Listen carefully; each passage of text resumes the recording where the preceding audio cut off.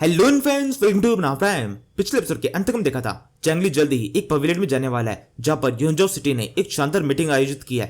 चेंगली को भी उसमें इनवाइट किया गया है और चेंगली से थोड़ा बहुत खुश भी है क्योंकि उस मीटिंग को अटेंड करना चाहता है। और चेंगली को ऐसा लगता है अगर वो इस मीटिंग को अटेंड करेगा तो वहां पर काफी सारे बड़े बड़े लोग आने वाले हैं और चेंगली उनके साथ में अपना अच्छा कॉन्टेक्ट बिठा सकता है। वैसे इसके अलावा और भी काफी सारे बैंडेड ग्रुप के काफी सारे लीडर्स हैं जो कि जल्दी इस जगह पहुंचने वाले हैं। चेंगली को तो पता समझ में आ चुकी है कि योंजो सिटी का प्लान क्या है। वो किसी भी तरीके से इन सारे बैंडिट्स को अपने सामने एक शील्ड की तरह खड़ा करना चाहती है, लेकिन बाकी बैंडिट्स की बात समझ में नहीं आई। वो सबके सब किसी भी तरीके से इस मीटिंग में शामिल होकर मीटिंग के अंदर अपनी उपाधि को फिक्स करना चाहते हैं। इन सभी को किसी भी तरीके से योंजो सिटी के अंदर एक अच्छी पोस्ट चाहिए और किसी बैंडिट के लिए सोचना काफी नॉर्मल भी है क्योंकि बैंडिट्स को नॉर्मली किसी भी सिटी के अंदर रहने की परमिशन नहीं मिलती है और ना ही वो सिटी के साथ में किसी भी तरह की ट्रेडिंग वगैरह कर सकते हैं। लेकिन अगर योंजो सिटी किसी बैंडिट को सपोर्ट करती है, ट्रेडिंग करने के लिए हाँ कह देती है, तो उस बैंडिट ग्रुप को इससे बहुत ज्यादा फायदा होने वाला है। वैसे न केवल बैंडिट ग्रुप, इसके अलावा काफी सारे इंडिविजुअल लोग भी है जो कि काफी ज्यादा बुरे हैं, वो भी इस मीटिंग को अटेंड करने के लिए आने वाले हैं। जैसे कि ये बंदा डैनफी जो कि बहुत ज्यादा फेमस है लड़कियों को किडनैप करने के लिए। ये वही बंदा है जिसको हमने पिछले एपिसोड के एंड में देखा था। इसके बाद में हम एक शिप को देखते हैं, इसके अंदर भी 3-4 लोग बैठे हुए हैं और बहुत ज्यादा फटियाल हालत में।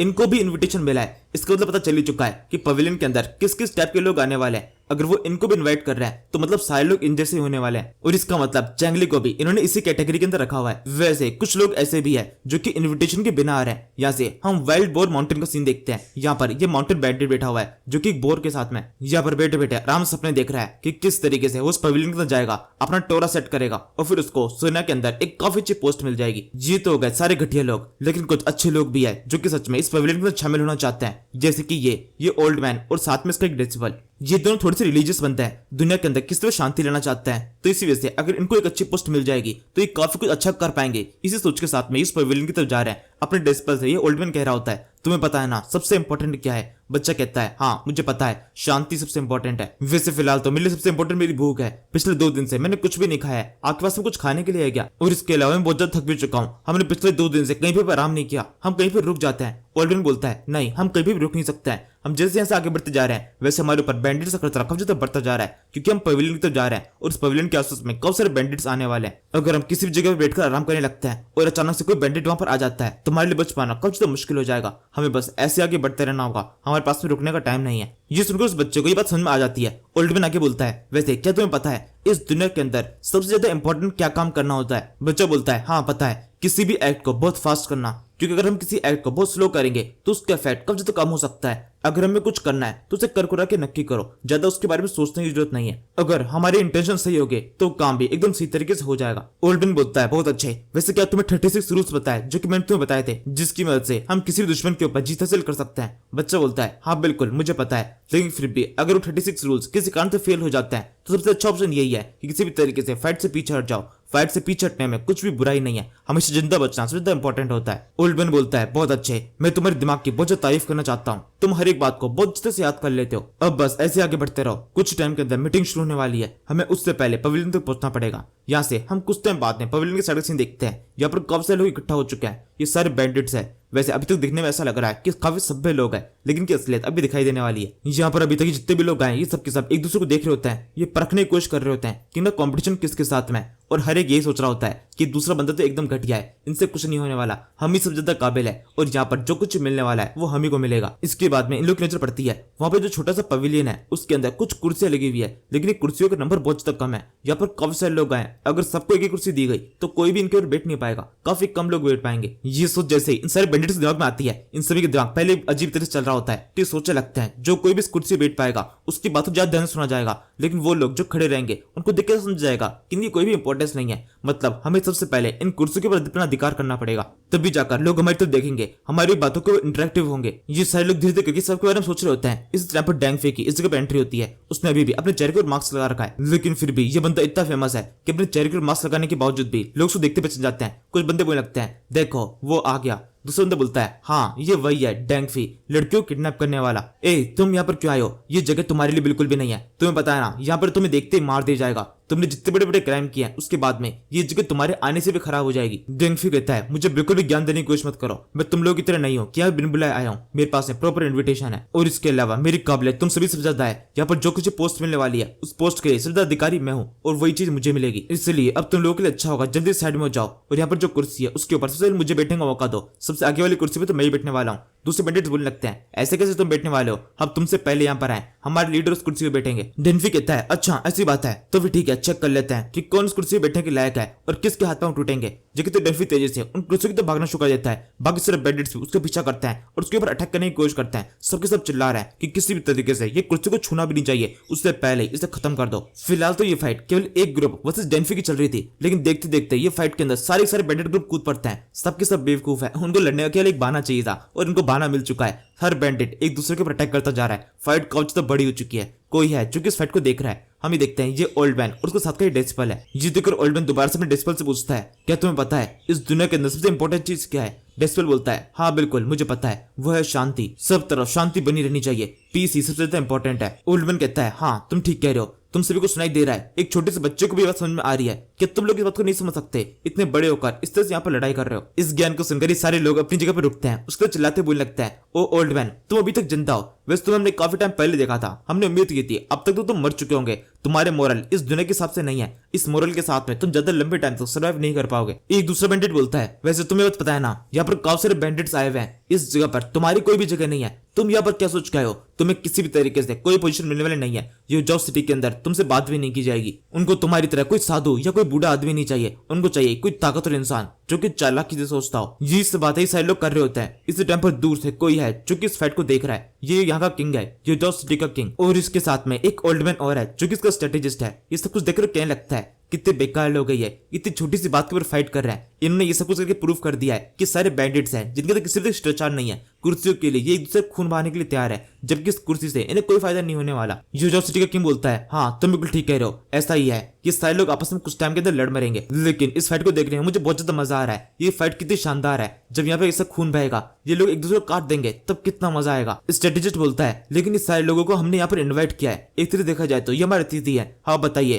क्या हमें जाकर इन सभी को रोकूं? मैं चाहूं तो अभी के अभी इस फाइट को रुकवा सकता हूँ। किंग बोलता है नहीं अभी तो शो शुरू हुआ है, इन सभी को लड़ने दो। मैं तो चाहता हूँ ये जितने भी हैं उतने थोड़े से कम हो जाए। वैसे भी काफी सारे लोग आ चुके हैं, मेरे को इतने लोगों की जरूरत नहीं है, हमने वहां पर कुर्सियां कम रखवाई है, इतने लोगों को वहां पे बैठने की जगह नहीं है। अगर इनमें से कुछ लड़ मर के आपस में खत्म भी हो जाता है तो कोई फर्क नहीं पड़ता, मैं बस इनमें से सबसे ज्यादा बेस्ट वाला चाहता हूँ, आखिरी में केवल बेस्ट ही बचेंगे। यहाँ से हम दोबारा से इन सारे बैंडिट्स की बातों से देखते हैं। इन सारे बैंडिट्स को पता चल चुकी है ये जो ओल्ड मैन जो यहाँ पर आया है ये असल में फॉर्चून टेलर है, इसको फ्यूचर का पता चल जाता है। ये उसे सवाल करने लगता है अब तुम हमें बताओ कि इन कुर्सी के ऊपर कौन बैठना चाहिए, तुम्हें फ्यूचर का पता है तो तुम्हें पता होगा कि इन कुर्सी पे कौन बैठने वाला है। ओल्ड मैन कहता है मेरी जानकारी के हिसाब से यहाँ पर जितने भी बैंडिट्स आए उन सभी में से बियर ग्रुप का बैंडिट सबसे ज्यादा ताकतवर है, उसको सबसे आगे ज्यादा बैठना चाहिए। ये बात बाकी बैंडिट्स को एकदम बुरी लग जाती है। वो कहने लगता है ऐसा कैसे हो सकता है, उससे तो हम फाइट कर उसे साइड में ठिकाने लगा सकते हैं, मैं उसे चुनौती देने के लिए तैयार हूँ। ओल्ड मैन बोलता है अच्छा ऐसी बात है तो तुम उसे चुनौती दोगे, क्या तुम्हारी इतनी हैसियत है कि तुम उससे फाइट भी कर सको? मैं तुम सभी के बारे में सब कुछ जानता हूँ, तुम्हें क्या लगता है मैं ओल्ड ऐसे ही हो चुका हूँ? अपनी पूरी जिंदगी के अंदर मैंने बहुत सारा ज्ञान इकट्ठा किया है, तुम सभी के बारे में हर एक नॉलेज मेरे पास में है। मैं सबसे पहले शुरू करता हूँ तुम दोनों के बारे में। तुम दोनों जुड़वाओ, बचपन में ही तुम्हारी मदर की डेथ हो चुकी थी, तुम्हारे फादर की पहले डेथ हो गई थी, उसके बाद तुमने चोरी करना शुरू किया और तब से इस काम से पीछे नहीं हट पाए हो। और इसके अलावा तुम तो माँ फैमिली से बिलोंग करते हो, तुम्हें भी उस फैमिली से निकाल दिया गया था। उसके बाद से तुमने बैंडिट ग्रुप को ज्वाइन कर लिया और तब से तुम उस ग्रुप के एक मेंबर हो। इसी तरीके से ओल्ड मैन हर एक के ऊपर उंगली रख के उन सभी के बारे में उनकी पास्ट लाइफ उनसे कुछ बताने लगता है, जैसे उसको कुछ कुछ पता हो। ये सुन सुनकर उन बैंडिट्स को गुस्सा और ज्यादा बढ़ता जाता है। वो चिल्लाते बोलने लगता है अपनी बकवास बंद करो, ये तुम डिसाइड नहीं करोगे, हमने बेकार में तुम्हें मौका दे दिया, तुम इस मौके के लायक नहीं हो। एक दूसरा बंदा बोलता है लेकिन फिर भी जो कि तुमने अब तक कहा वो सब कुछ एकदम सही था, हम सभी की पास्ट लाइफ बिल्कुल ऐसी रही है, तुम्हारे पास सच में फ्यूचर देखने की और पास्ट को समझने की पावर है। वैसे मुझे ऐसा लगता है अब सच में जो सबसे ज्यादा आगे बैठना चाहिए वो बंदा तो अब यहाँ पर आने वाला है। बाकी बैंडिट्स बोलते हैं कौन है वो? दूसरा बैंडिट बोलता है देखो वो रहा गूफी। ये लोग अभी फिलहाल जंगली विजय जानते नहीं है तो गूफी के बारे में बात कर रहे होते हैं। वो सीधे उसके पास में बोल लगता है ये है फ्लैग टाइगर विलेज का लीडर गूफी, जो कि सबसे ज्यादा काबिल है। यहाँ पर इस जगह पर गूफी की पहुंच बहुत ज्यादा होती है। फ्लाइंग टाइगर विलेज काफी फेमस है, लोग सीधे सीधे इसके पास में आकर इससे बात करने लगते हैं, इससे पूछने लगते हैं क्या सच में ये लोग आपस में कोई डील वगैरह कर सकते हैं। इसी समय सेंगजी जंगली से बोलने लगता है विलेज मास्टर मुझे लगता है अभी हवा कुछ ज्यादा तेज चलने वाली है, हवा की तेज होने से पहले हमें कोई अच्छी जगह देख लेनी चाहिए जहाँ पर आराम से बैठ सके। इसी समय जंगली की नजर उन कुर्सी पे पड़ती है। वो कहता है इन कुर्सी पे बैठ जाते हैं। जी कहते वो बड़े आराम से उस कुर्सी पे जाके बैठ जाता है। कोई भी फिलहाल अभी उसको रोकता नहीं है। वो बस सोचने लगता है एकदम नॉर्मल सी कुर्सी तो है। इसी समय सबकी नजर चेंगली के पड़ती है। वो सबके सब उसको घूर के देखने लगते हैं। एक बंदा चिल्लाते हुए बोलता है, ए बच्चे, तेरी हिम्मत कैसे हुई? यहाँ पर हम सबके सब इस तरह से खड़े हुए हैं और तू वहां पर जाकर उस कुर्सी के ऊपर बैठ गया। कहीं ऐसा तो नहीं कि तेरी मरने की इच्छा है, इस वजह से तू कुर्सी के ऊपर बैठा है? अगर तेरी ऐसी इच्छा है तो इस इच्छा को मैं भी पूरा कर देता हूँ। जिसके तू चक्कू निकालकर चेंगली तो बढ़ रहा होता है। फिर आगे बोलता है, देख रहे हो तुम इस चक्कू को? इस चक्कू की मदद से मैंने बहुत सारी चीजों को खत्म किया है। तुम चाहो तो तुम भी उनमें से एक बन सकते हो। चेंगली कहता है, हाँ बिल्कुल, मैं जानता हूँ तुम्हें, तुम कौन हो? तुम वही हो ना, डैनफी, जो कि लड़कियों को अक्सर किडनैप करते रहते हो। डैनफी बोलता है, क्या सच में तुम मुझे जानते हो? मैं इतना फेमस हो चुका हूँ। चेंगली कहता है, हाँ सच में तुम काफी फेमस हो चुके हो और मुझे लगता है तुम्हारे लिए इतना काफी है। तुम अपनी जिंदगी में जितना कर सकते थे तुमने तक कर दिया है। क्वीनमैन, तुम मेरा एक काम करो, इसे मेरे लिए खत्म कर दो। चेंगली के इतना कहने के साथ में क्वीनमैन जोर से डैनफी को प्रोटेक्ट कर देता है और एक मुक्का पड़ने के साथ में डैनफी की हालत खराब हो जाती है। वो बहुत दूर जा गिरता है और मुक्के के इम्पैक्ट से वो समझ जाता है क्वीनमैन बहुत ज्यादा ताकतवर है, उसकी बस की नहीं है क्वीनमैन को कुछ भी कर पाने की। इसलिए जैसे वो थोड़ा सा होश में आता है तुरंत ही भागने की कोशिश करता है। लेकिन चेंगली ने ऑर्डर दिया था कि किसी भी तरीके से इस बंदे को खत्म करना है, इसलिए वो तुरंत ही अपने स्पीयर उठा लेता है और फिर अच्छी तरीके से भगते हुए डैनफी के ऊपर एम कर जोर से उसके ऊपर उसे लॉन्च कर देता है। स्पीयर सीधे उसकी तरफ बढ़ता हुआ एक गोली की रफ्तार से उसकी बॉडी के आर पार हो जाता है। डैनफी की जोर से चीख निकलती है और अगले सेकंड वो मारा जाता है। और अब ये करके चेंगली ने इस जगह पर भी अपना टोरा सेट कर दिया है। सबके सामने चेंगली ने जब जो सबसे ताकतवर बंदा था उसको खत्म कर दिया। इसी वजह से इस जगह पर जितने बैंडिट होते हैं वो सबके सब चेंगली और क्वीनमैन तो देख रहे होते हैं। उनमें से कहता है, ये बंदा तो बहुत ज्यादा स्ट्रॉन्ग है। चेंगली कहता है, अभी कुछ देर पहले यहाँ पर बहुत ज्यादा बेकार का शोर था,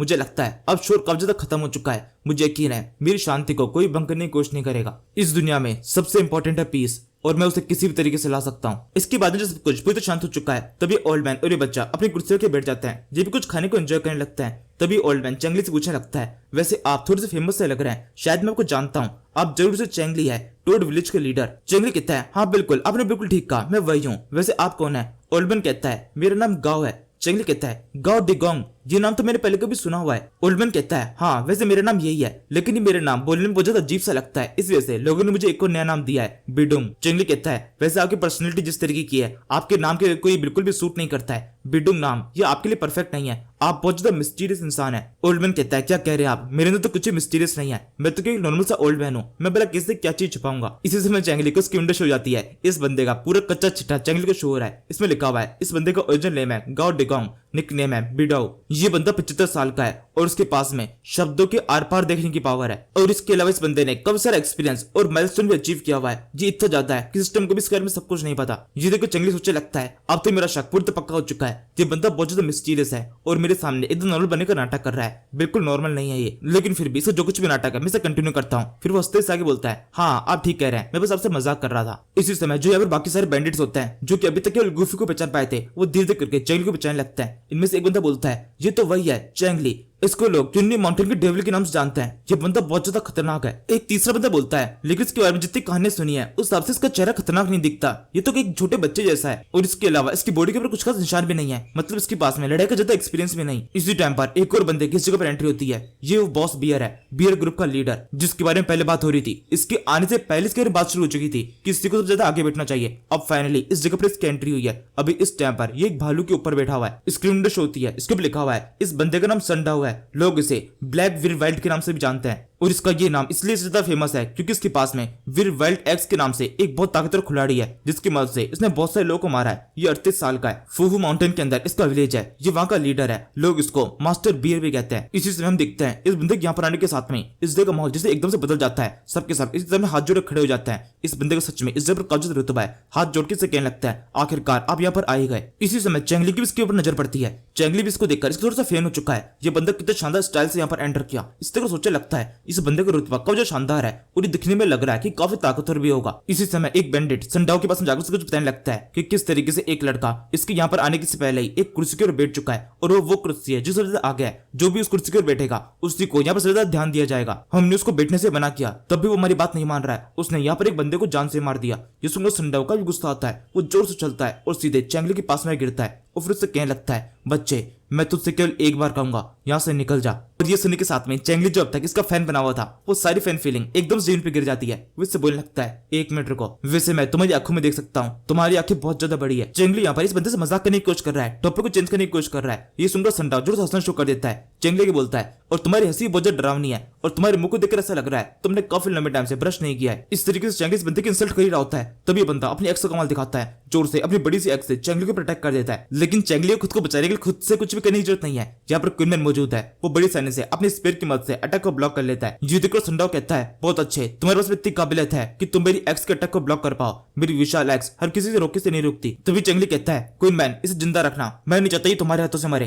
केवल तुम इसके अटैक को ब्लॉक करो, तब तक मैं अपने थंडर को एक्टिवेट कर रहा हूँ। ये सुनकर संडाओ बुरी तरह घबरा जाता है। वो क्या लगता है थंडर को एक्टिवेट कर रहा हूँ, इससे क्या मतलब है? तुम बिजली को कंट्रोल कर सकते हो। चैंगली से कुछ जवाब नहीं देता, वो बस अपने मंत्र पढ़ता रहता है और फिर एकदम जोर चला कहता है थंडर एक्टिवेट, इस बंदे के ऊपर गिरकर इसका पकोड़ा बना दो। ये सुनने के साथ में संडा बहुत बुरी तरह डर जाता है। वो जोर से इधर उधर कूदने लगता है, पीछे तरफ कूदते हुए एकदम बाहर की साइड में आ जाता है और फिर देखता है कुछ भी नहीं हुआ है, आसपास में कहीं भी कोई बिजली नहीं गिरी हुई। कुछ सेकंड तक सब कुछ एकदम शांत हो चुका है। वो सोचने लगता है कुछ हुआ कैसे नहीं, इस बंदे ने एक्टिंग तो बहुत बड़ी की थी। इसके बाद सबके सब चैंगली तरफ देखने लगता है। चैंगली जोर से हंस रहा है। वो हंसते हुए इन सभी से बोलता है तुम सबके सब कितने बेवकूफ हो, तुम लोग कैसे मान सकते हो कि सच में कोई इंसान ऊपर से अपनी मर्जी से बिजली गिरा सकता है। क्वीनमैन तुम देख रहे हो ये लोग कितने ज्यादा बेवकूफ है, मेरी बातों के अंदर कितनी आसानी से आ गए। जिस सुनने के साथ में ही इस बियर बाई से गुस्सा और ज्यादा बढ़ जाता है। ये चलाते बोलता है तुम्हारी इतनी हिम्मत, मेरे सामने तुम इस तरह मजाक कर रहे हो, तुम जानते हो मैं कौन हूँ, मेरा स्टैंडर्ड तुमसे कई ज्यादा ऊंचा है। इसी समय किसी बंदे की यहाँ पर एंट्री होती है। यहाँ पर बोलने लगता है तुम दोनों हीरोज अपनी जगह पर रुक जाओ, बिल्कुल लड़ने की जरूरत नहीं है। यहाँ पर ये सभा बुलाई गई है ताकि एकदम शांति का माहौल पैदा किया जा सके।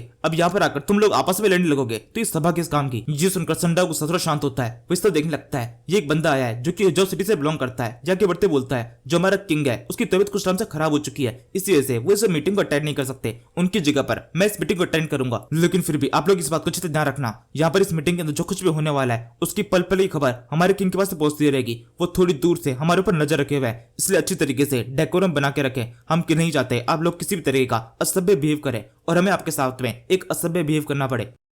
अब ये सुनने के साथ में चैंगली तुरंत ही उसको मस्का लगाने की कोशिश करता है। वो तो कहता है हाँ बिल्कुल, अब से हम बिल्कुल भी लड़ाई नहीं करेंगे, मैं पूरी तरीके से आपकी कंट्री के लिए पूरी तरह समर्पित हूँ। आप जैसा कहेंगे मैं वैसा ही करने वाला हूँ। अगर कहीं मुझे ऐसा लगा अपनी कंट्री को प्रोटेक्ट करने के लिए मुझे अपनी जान भी देनी पड़ेगी तो मैं इसके लिए भी तैयार हूँ। इसी के साथ चलता है चैंगली का ये एक कब ज्यादा स्मार्ट स्टेप था और चैंगली इकलौता इंसान नहीं है जो कि स्मार्ट है। ये बूढ़ा भी सेम चीज कर रहा होता है। वो भी खुश होता बोलता है हाँ बिल्कुल, मैं भी अपनी जान देने के लिए तैयार हूँ, किसी भी तरीके से इस कंट्री को प्रोटेक्ट करूंगा और हमेशा इसके लिए लॉयल रहूंगा अगर मुझे यहाँ पर कोई अच्छी पोस्ट मिल जाती है तो। जिसने के बाद में ये दोनों एक दूसरे को देखते हैं और एक दूसरे को पता चलती है कि दूसरा वाला झूठ बोल रहा है, ये दोनों एक दूसरे इस कंट्री के लिए कुछ भी नहीं करने वाले। इसके बाद में एक डील की तरह दोनों एक दूसरे हाथ मिलाते हैं, जैसे एक दूसरे कह रहे हो कि अपनी बात अपने तक ही रखना, राज आगे नहीं फैलने चाहिए। आंखों ही आंखों में इन दोनों के बीच में पूरा कॉन्ट्रैक्ट हो चुका है और साथ में इनको ये भी एहसास है कि यहाँ पर कोई भी इनकी टक्कर में नहीं है। अगर किसी को पोस्ट मिलने वाली है तो इन दोनों में से किसी को मिलेगी, क्योंकि यहाँ पर जितने भी लोग हैं वो सारे कोहलू के बेल की तरह जो कि अंधाधुंध मेहनत करते रहेंगे लेकिन पोस्ट के लायक नहीं है। इसके बाद में इसी शो को आगे बढ़ाया जाता है। चैंगली इससे आगे बोलता है जनरल क्यू, मैं आपको पहचान गया, आप वही हो ना वो दूध जो कि हमारे पास में आए थे संदेश लेकर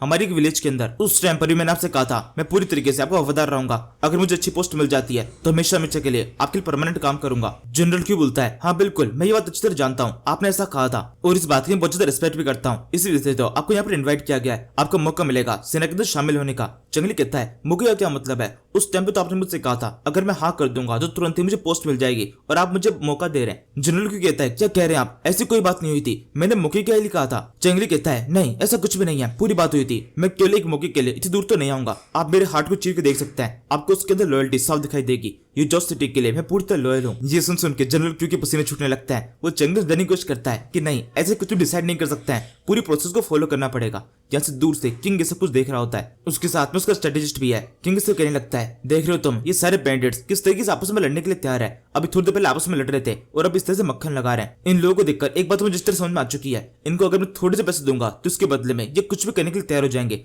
थोड़े से काम के बदले में मुझे बड़े बड़े मजदूर मिल चुके हैं जो कि मेरे लिए इन्फिनिट काम करने वाले हैं। स्ट्रेटेजिस्ट बोलता है इसमें से वो बंदा जो किंडी माउंटेन से बिलोंग करता है और जिस वजह चमचारी करने की कोशिश कर रहा है वो तो बहुत ज्यादा कमाल का है, मुझे लगता है वो थोड़ा रिस्पॉन्सिबल हो सकता है। लेकिन दूसरा बंदा वो बेयर, वो बंदा हमारे लिए काफी ज्यादा काम का भी हो सकता है, वो काफी ताकतवर है, उसकी ताकत बहुत काम आएगी। किंग बोलता है मैं समझता हूँ लेकिन इन सभी के ऊपर अच्छी तरह नजर बना के रखना, मैं चाहता हूँ इनमें जो सबसे ज्यादा बेस्ट हो वही हमें मिले, हम केवल उसी को हायर करेंगे, बाकी सबको फेंक दिया जाएगा, चाहे इसके बदले में इन सभी को मारने क्यों ना पड़े, मैं उसके पीछे नहीं हटने वाला, इन सभी को मार दो, किसी भी तरीके से इनमें से एक हीरा निकाल के लाओ। इसी समय यहाँ पर एक और नए बंदे की एंट्री होती है। ये प्रिंस लुओ है जो कि यूजो सिटी के किंग का सौतेला बेटा है। अडॉप्टेड बेटा है और इसको क्लियरली मना किया गया था कि इस एरिया के आसपास दिखाई नहीं देना है। इसको देखने के बाद में जनरल क्यू इस पर चिल्लाते बोलने लगता है, तुम यहाँ पर क्यों आए हो? यहाँ पर तुम आने से मना किया गया था ना। लियो कहता है, मैं यहाँ पर तुम्हें मदद करने के लिए आया हूँ। वैसे भी यहाँ पर एक बहुत ज्यादा इंपॉर्टेंट काम हो रहा है और मुझे से इंपॉर्टेंट इंसान का यहाँ पर होना बहुत ज्यादा जरूरी है। जनरल क्यू कहता है, नहीं आप यहाँ पर नहीं हो सकते, आपको मना किया गया था, प्लीज यहाँ से लौट जाइए। अगर आप यहाँ पर रहे तो प्रॉब्लम्स क्रिएट कर देंगे बहुत सारी। लियो कहता है, नहीं ऐसा बिल्कुल भी होने वाला नहीं है। यहाँ पर इन बैंडिट्स की परीक्षा होने वाली है ना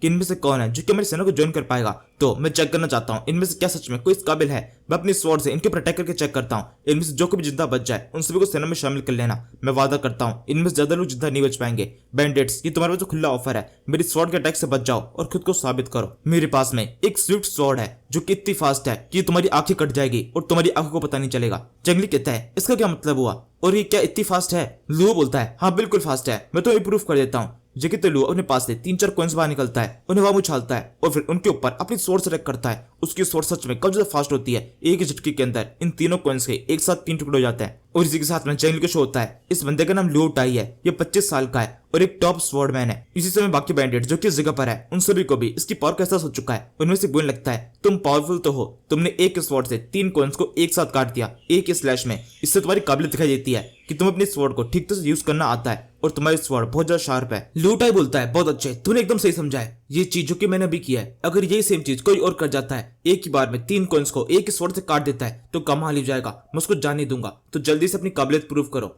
और जो कोई भी ये नहीं कर पाएगा तो इसका मतलब वो काबिल नहीं है, उसको यहाँ पर रुकने का कोई अधिकार नहीं है, वो यहाँ से लौट सकता है। ये सुनकर जंगली कहता है, तो फिर ठीक है चलते हैं। गूफी कहता है, एक मिनट, क्या कहा आपने चलते हैं? चलते का मतलब क्या है? आप आगे बढ़कर इस चुनौती को एक्सेप्ट करने वाले हैं ना? जंगली कहता है, नहीं मैं ऐसा कुछ भी करने वाला नहीं हूँ, मैंने सोच लिया है, यहाँ पर हमारे जितना भी टाइम बिताना था वो टाइम बिता चुके हैं, अब यहाँ से चलने का टाइम हो चुका है। गूफी कहता है कि सच में आप केवल इतना शो देखना चाहते हैं? यहाँ पर और मजा आ सकता है, काफी सारे लोग यहाँ पर और भी आने वाले हैं, शायद से हम उनसे ही मिल पाए। जंगली कहता है, नहीं अब कोई जरूरत नहीं है। ये कहते हुए जंगली के साथ के सारे लोग वहां जाने लगता है। तभी जनरल क्यों बोलता है, एक मिनट रुक जाइए, हम आपसे काफी ज्यादा बात करना चाहते हैं। मुझे नहीं लगता ये परफेक्ट टाइम है अभी सभा को छोड़ के जाने का। जंगली कहता है, मुझे माफ कर दीजिए, लेकिन मुझे अपने खुद के विलेज के अंदर काफी सारे बहुत ज्यादा इंपॉर्टेंट काम है, मैं केवल थोड़े टाइम के लिए यहाँ पर आया था और अब वो टाइम खत्म हो चुका है, मुझे दोबारा से अपने विलेज लौटना पड़ेगा। जनरल क्यों बोलता है, तो फिर ठीक है, ऐसी बात है। तो वैसे इस समय इस सबको लूट आई अपनी जीत की तरह ले रहा होता है। वो कुछ तो बोलता है, बहुत अच्छे, तुमने एकदम सही डिसीजन लिया है, तुम मेरे से कमजोर हो, इस बात का तुम्हें एहसास है, ये भी बहुत बड़ी बात है। इसी समय जनरल क्यू को लू टाई की ओर बहुत ज्यादा गुस्सा आता है। वो जल्दी से कुछ सोल्जर्स को जगह बुलाता है और लू टाई को घसीटता हुआ वहां से लेके जाने के लिए कह देता है। लू टाई चिल्लाने लगता है, वो कहता है, ये क्या बकवास है, मैं यहाँ पर रुकना चाहता हूँ, इसे पूरी सभा को अटेंड करना चाहता हूँ, मैं भी यहाँ से नहीं जाना चाहता, मुझे छोड़ दो, मैं यहाँ का प्रिंस हूँ। इसी समय चैंगली अपना अगला गेम खेलता है। वो जनरल क्यू से पूछता है, वैसे यहाँ पर काफी सारे लोग आए, इनमें से मैक्सिमम को मैं बिल्कुल भी नहीं जानता,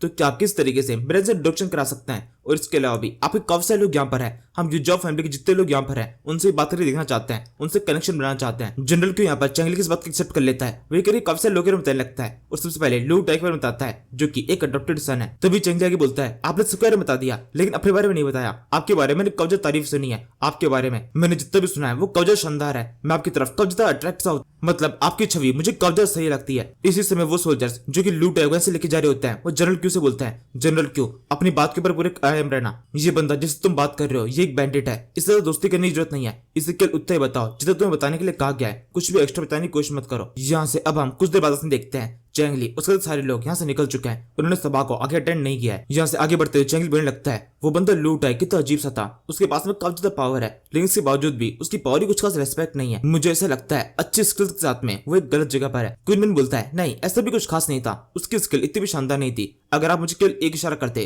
तो उसकी स्किल से ज्यादा शानदार चीज में करके दिखाता और तब वो एकदम शॉक में चला जाता। चैंगली कहता है, हाँ तुम बिल्कुल ठीक कह रहे हो, तुम कब ज्यादा काबिल हो, लेकिन फिर भी वो काफी सही था। गूफी कहता है, आपको भी तो पता ही होगी वो एक अडॉप्टेड सन है यूजॉब सिटी के किंग का, यानी इसका मतलब वो बंदा यूजॉब सिटी का प्रिंस है, और क्योंकि वो यूजॉब सिटी का प्रिंस है इस वजह से उसके पास बहुत सारा पैसा है, काफी सारे लोग उसकी ट्रेनिंग कराने के लिए, उसके पास में काफी सारे शानदार वेपन्स है, वो सारे रिसोर्सेज है जो कि किसी को ताकतवर बनने के लिए चाहिए होता है। चैंगली कहता है, नहीं ऐसा भी नहीं है, केवल रिसोर्सेज की मदद से कोई भी ताकतवर नहीं बन सकता, अगर सच में ऐसा होता तो हर सिटी के अंदर काफी सारे ताकतवर लोग होते जिनके पास काफी सारे रिसोर्सेज है। मैंने देखा है बहुत कमजोर लोग भी काफी ज्यादा ताकतवर हो जाते हैं और बहुत अमीर लोग भी बहुत ज्यादा कमजोर रह जाते हैं। तभी एक लोते सेंगजी की तरफ से कोई शानदार पॉइंट आता है। वो कहने लगता है, वैसे हम यहाँ सभा को छोड़ के तो आ चुके हैं, लेकिन अब क्या फायदा होगा, हम यहाँ पर इतनी दूर आए, वो पोस्ट हमें शायद मिल सकती थी अगर हम वहां पे कुछ देर और रुक दे तो, लेकिन अब जब हम यहाँ पर आ चुके हैं तो वो पोस्ट किसी और को मिल जाएगी। जहां तक मुझे लगता है वो बंदा जो कि भालू के बैठा हुआ था बॉस बियर, वही उस पोस्ट को लेके जाने वाला है क्योंकि वही सबसे ज्यादा काबिल लग रहा था और सब लोग उसकी रेस्पेक्ट भी कर रहे थे।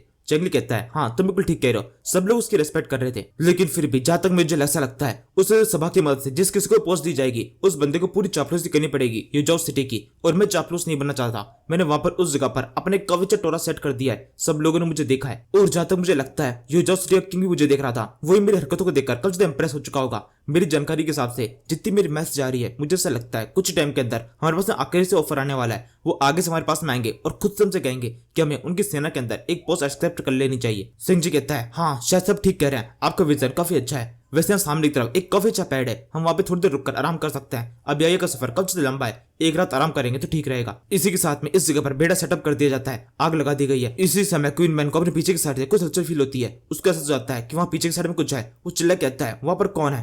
तभी वहां से कुछ बैंडिट्स बाहर निकलते हैं जिनके हाथ में तलवार है। वो आगे बढ़ते बोलने लगते हैं बोर बियर ने यहाँ पर हमें तुम पर अटैक करने के लिए कहा है, वो हमारे लीडर है, वो चाहते हैं तुम सभी को खत्म कर दिया जाए क्योंकि तुम्हारे लीडर ने उसके साथ बदतमीजी करने की कोशिश की थी, तुम्हें इसी की सजा मिलने वाली है। गुफी कहता है क्या बकवास कर रहे हो तुम, उनके साथ में तो हमारी काफी अच्छी दोस्ती है। पूरे फूफू माउंटेन के अंदर ऐसा कोई भी नहीं है जो कि कुन्यू माउंटेन के किसी के ऊपर अटैक करना चाहे। तुम पर अटैक करने के बारे में क्यों सोच रहे हो। तभी चेंगली कहता है क्या बकवास कर रहे हो तुम, इनसे बात करने की कोई जरूरत नहीं है, अभी इतना इंपॉर्टेंट है ये यहाँ पर हमें मारने के लिए आए और हमें इनसे कोई बात नहीं करनी है, सीधे इन सभी को खत्म कर दो। चेंगली की ये बात और ये तीनों बड़े तेजी से उन सारे बैंडिट्स जो कि अटैक करने के लिए आए होते हैं उनके अटैक कर देते हैं। बैंडिट्स काफी सारे हैं लेकिन चेंगली के साथ में क्वीन मैन और गोफी है जो कि अपने आप में कब्जा ताकतवर है। वो बड़ी जोर से इन लोगों के अटैक करते हैं और कुछ देर के अंदर ये पूरी जगह खाली हो जाती है। चारों तरफ खून फैल चुका है, लेकिन ये सारा खून उन सारे बैंडिट्स का है जो कि अभी भी यहाँ पर आए थे, सारे कट चुके हैं। केवल एक बनता है जो कि अभी भी जिंदा बचा है और ये यहाँ पर चेंगली से रिक्वेस्ट कर रहा होता है कि उसको जिंदा छोड़ दिया जाए। चेंगली ने इसी गर्दन के ऊपर अपनी तलवार रखी हुई है। चेंगली कहता है तुम चिंता मत करो, हम तुम्हें मारने वाले नहीं है, अगर तुम्हें मारना होता तो तुम्हारी रिक्वेस्ट सुनने के लिए भी रुकते नहीं। मेरे को तुमसे एक जरूरी काम है, मैं चाहता हूँ तुम अपने लीडर के पास में हमारा एक मैसेज लेके जाओ,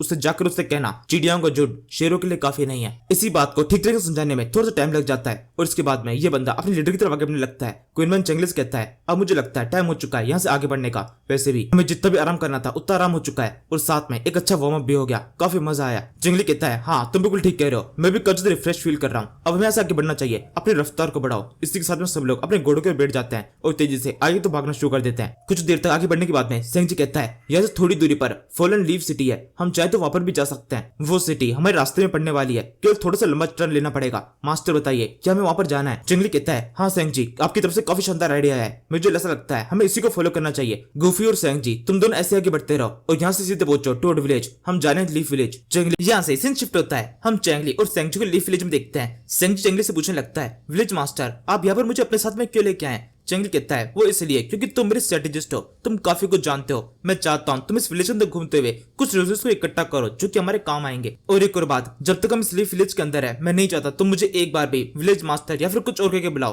तुम मुझे बुलाओगे प्रिंस ओपा।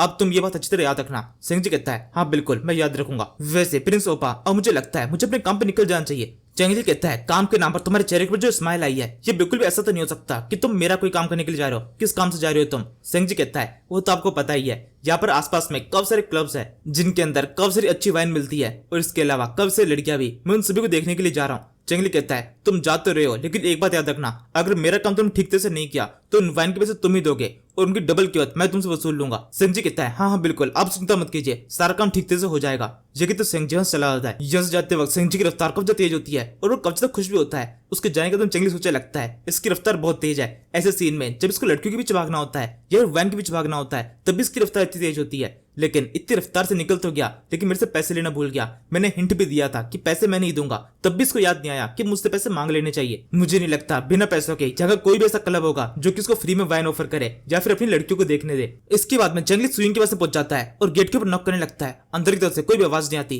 कोई भी गेट खोलने के लिए नहीं आ रहा है। चेंगली थोड़ा परेशान हो जाता है, वो सोचने लगता है इस टाइम पर उसे यहाँ पर होना चाहिए था, वो गेट खोलने के लिए अभी तक आ क्यों नहीं रही, नहीं अंदर किसी की आवाज आ रही है। चलो छोड़ो जाने दो, मुझे वैसे भी गेटों की कोई जरूरत नहीं है। जी की तो चेंगली तेजी से वहां की दीवार के ऊपर चढ़कर घर के ऊपर की तरफ आ जाता है और फिर यहीं से घर के अंदर एंटर करता है बैंडिट वाले तरीके से। जैसे ही वो इस घर के अंदर घुस चुका होता है वहां से सर्वेंट भागते हुए आ जाती है, उसके हाथ में चक्कू होता है, वो चिल्लाते बोलती है कौन है यहाँ पर, कौन अंदर घुसने की कोशिश कर रहा है। चेंगली कहता है देखो ये मैं हूँ। वो लड़की थोड़ी शांत होती है और आगे कहती है अच्छा तो ये तुम हो, वैसे तुम्हें पता है हमारे घर के अंदर एक गेट भी है, उस गेट का यूज करके तुम अंदर की तरफ आ सकते हो, ऐसे दीवार कूद के आने की जरूरत नहीं है। चेंगली कहता है हाँ बिल्कुल मुझे पता है, वैसे अभी फिलहाल तुम मुझे ये बताओ तुम्हारी आंखों में मुझे थोड़े से आंसू दिखाई दे रहे हैं, ये तुम रो रही थी क्या? सर्वेंट बोलती है असल में एक बहुत बड़ी बात हो चुकी है, हमारे मास्टर की डेथ हो गई, मतलब सुइंग के फादर की डेथ हो चुकी है और वो उन्हीं से मिलने के लिए गई थी, अभी तक वापस नहीं लौटी। चेंगली कहता है क्या कह रही हो तुम वापस नहीं लौटी, इसका मतलब क्या है, मुझे पूरी बात बताओ। सर्वेंट कहती है असल में 3 दिन पहले मास्टर सुइंग के फादर की डेथ हो चुकी थी। मिस सुइंग अपने फादर से आखिरी बार मिलना चाहती थी, आखिरी बार उनको श्रद्धांजलि देने के लिए, लेकिन सू फैमिली उनको एक बार मिलने नहीं दे रही। उन्होंने काफी कोशिश की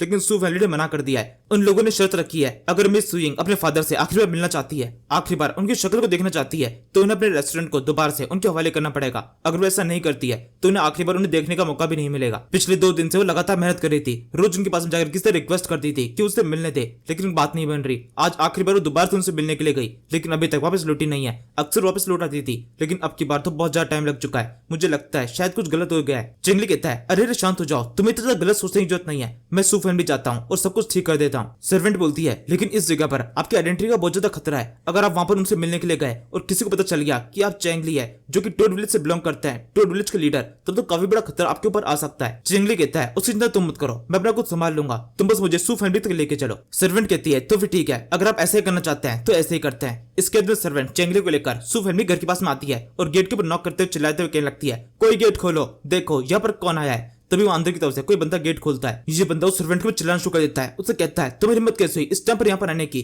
हमारे मास्टर की डेथ हो चुकी है, हम उनके फ्यूनरल के अंदर बैठे हुए हैं, इसलिए कोई भी आप आके में डिस्टर्ब ना करे। सर्वेंट कहती है मुझे अपनी मिस लेडी वापस चाहिए, मिस सुइंग को छोड़ दो, उनको हमारे हवाले कर दो। वो बंदा कहता है क्या बकवास कर रही हो तुम, ऐसा कुछ भी नहीं है, यहाँ से दफा हो जाओ, दोबारा कभी भी यहाँ पर दिखाई मत देना। ये सुनकर सर्वेंट को बहुत गुस्सा आता है, वो चिल्लाते हुए बोलती है मैं कोई बकवास नहीं कर रही हूँ, मुझे पता है मेरी मिस सुइंग इसी जगह पर है, उनको तुमने अंदर कैद कर दिया है, जल्दी से उनको मेरे हवाले कर दो। वो बंदा बोलता है मैंने कहा ना वो यहाँ पर नहीं है और उसको ढूंढने के लिए तुम यहाँ पर क्यों आई हो, ये सभ्य लोगों का इलाका है, यहाँ पर केवल सभ्य लोग रहते हैं, तुम्हारी मिस सुइंग नहीं। वो एक किस तरह की लड़की है उसके बारे में सब लोग जानते हैं कि किस तरीके से एक बैंडिट के साथ में उसके अवैध संबंध है, वो बैंडिट ही हर तरीके से उसकी मदद करने की कोशिश करता है, इसी वजह से वो उस होटल को ठीक से चला पा रही है, वरना अब तक तो वो कब की खत्म हो चुकी होती। एक लड़की जिसकी बैंडिट के साथ में इस तरह से अवैध संबंध हो, उसके साथ में हमारा कोई संबंध नहीं हो सकता और हम बिल्कुल भी उसे अपने घर के अंदर रखना भी नहीं चाहेंगे। सर्वेंट बोलती है अपना वो बंद रखो, सोच के बोलो कि तुम क्या बोल रहे हो, तुम्हारी बातें कोई और भी सुन सकता है और ऐसा हो सकता है अपनी बातों के ऊपर तुम्हें बाद में अफसोस हो। वो बंदा बोलता है अपनी बकवास बंद करो, मुझे अपनी बातों के ऊपर कभी भी अफसोस होने वाला नहीं है। एक बात मैं तुम्हें क्लियर कर देता हूँ, तुम्हारी सुइंग या फिर तुम या फिर कोई और सू फैमिली के अंदर कभी भी एंटर नहीं कर सकता है, तुम जैसे लोगों को सू फैमिली के अंदर एंट्री नहीं मिलेगी, तुम इस लायक नहीं हो कितनी पवित्र जगह पर एंटर कर सको। अभी हमारा एक स्पेशल फ्यूनरल चल रहा है, मैं नहीं चाहता कि कोई भी हमें डिस्टर्ब करे। ये कहते हुए बंदा मुंह पर गेट बंद करके चला जाता है। सर्वेंट केवल लगातार चिल्लाती रह जाती है और फिर शांत होने के बाद में चेंगली तो देखती है। चेंगली केवल एक बात बोलता है उसको दोबारा से बाहर बुलाओ, गेट को दोबारा नॉक करो और अब की बार मैं उससे बात करूंगा। चेंगली के इतने के साथ में ही इस सीरीज का ये एपिसोड यहीं खत्म होता है। Thank you for watching. A few moments later. आप जब सुबह उठते हो तो सबसे पहली चीज़ क्या सोचते हो? मैं ये सोचता हूँ कि जब लोग सुबह उठते होंगे तो सोचते होंगे कि आज मैं क्या क्या करूँगा, और एक मैं हूँ जो ये सोचता हूँ कि आज मेरे साथ क्या क्या होगा।